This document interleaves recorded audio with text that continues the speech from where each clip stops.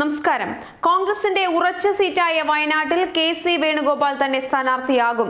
AICCയുടെ സംഘടനാ ജനറൽ സെക്രട്ടറിയായ KC വേണുഗോപാലിന് സുരക്ഷിത മണ്ഡലം നൽകാൻ കോൺഗ്രസ് അധ്യക്ഷൻ തത്വത്തിൽ സമ്മതിച്ചതായാണ് സൂചന. ആലപ്പുഴയിലെ സിറ്റിംഗ് MP-യായ വേണുഗോപാൽ വയനാടിന് വേണ്ടി പിടിമുറുക്കുമ്പോൾ ആർക്കും ഒന്നും ചെയ്യാനാകുന്നുമില്ല. കോൺഗ്രസിലെ മുഴുവൻ സ്ഥാനാർത്ഥികളെയും നിശ്ചയിക്കാനുള്ള പ്രധാന ചുമതലക്കാരനാണ് വേണുഗോപാൽ. രാഹുൽ ഗാന്ധിയുടെ അതിവിശ്വസ്തൻ. ഡൽഹിയിലെ തിരക്കുകൾ ചൂണ്ടിക്കാട്ടിയാണ് ആലപ്പുഴയിൽ നിന്ന് ഒഴിവാകുന്നത്. വേണുഗോപാൽ മത്സര രംഗത്തുനിന്നു തന്നെ മാറും എന്നായിരുന്നു ഏവരുടെയും പ്രതീക്ഷ. ഇതു തെറ്റിച്ചാണ് വയനാട്ടിൽ മത്സരിക്കാനുള്ള നീക്കം. ഇതോടെ വയനാട് സീറ്റ് ഏതാണ്ട് ഉറപ്പിച്ചിരുന്ന ഷാനിമോൾ ഉസ്മാന്റെ കാര്യത്തിൽ അനിശ്ചിതത്വമായി. വേണുഗോപാലിന്റെ നീക്കത്തോടെ കോൺഗ്രസ് സീറ്റ് വിഭജനം ഇനിയും വൈകുമെന്ന് ഉറപ്പായി. കോൺഗ്രസിന്റെ എല്ലാ സംസ്ഥാനങ്ങളിലെയും സ്ഥാനാർത്ഥി നിർണയ സമിതികളിൽ വേണുഗോപാലുണ്ട്.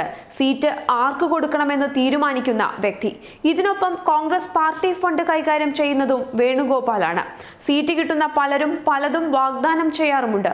താനൊരു സ്ഥാനാർത്ഥിയായാൽ ഇത്തരം പണം വാങ്ങലുകൾ എളുപ്പമാകും എന്നാണ് വേണുഗോപാലിന്റെ നിഗമനം. തന്റെ പ്രചാരണ ചെലവിനായി രാജ്യത്തുടനീളം ഫണ്ടും ലഭിക്കും.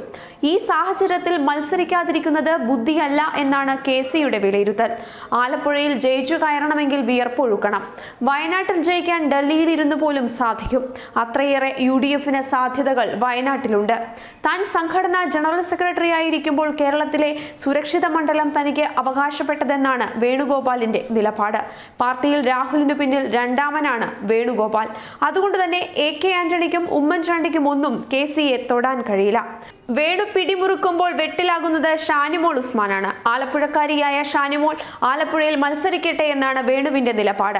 ഇതിനിടെ താൻ ആലപ്പുഴയിൽ മത്സരിക്കാമെന്ന് അടൂർ പ്രകാശ് പറയുന്നു.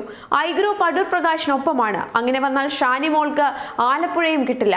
ആറ്റിങ്ങൽ പോലൊരു മണ്ഡലത്തിലേക്ക് മാറേണ്ടി വരും.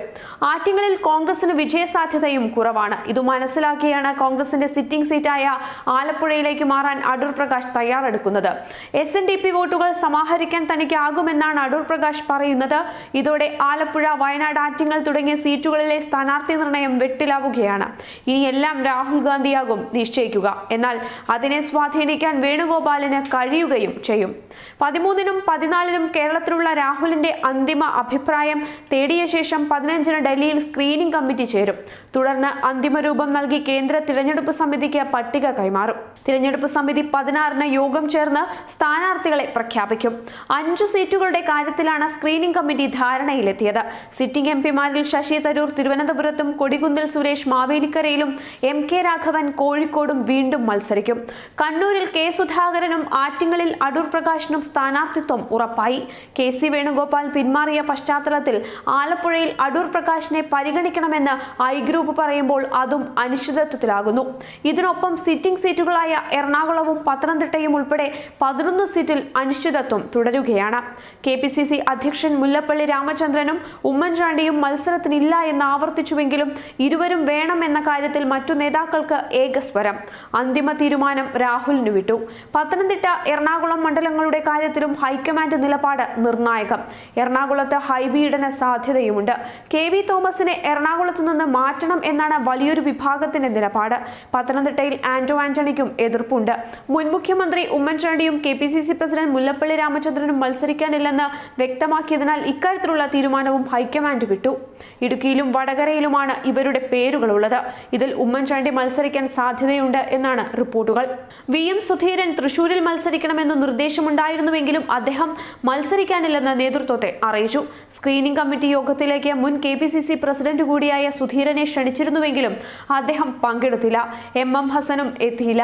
മുല്ലപ്പള്ളി മത്സരിക്കില്ലെങ്കിൽ വടകര T സിദ്ദിഖിന് ലഭിക്കും. എന്നാൽ സിദ്ദിഖിനും വയനാടിനോടാണ് താല്പര്യം.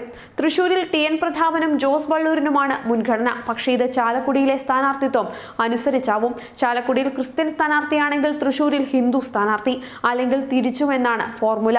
ചാലക്കുടിയിൽ PC ചാക്കോയുടെ പേരുണ്ട്. ആലത്തൂരിൽ AP അനിൽകുമാറിന്റെ പേരിനാണ് മുൻതൂക്കമെങ്കിലും MLA-മാരെ മത്സരിപ്പിക്കേണ്ടെന്നാണ് നിലവിൽ തീരുമാനം. ഇത് ഹൈക്കമാൻഡ് അംഗീകരിക്കണം.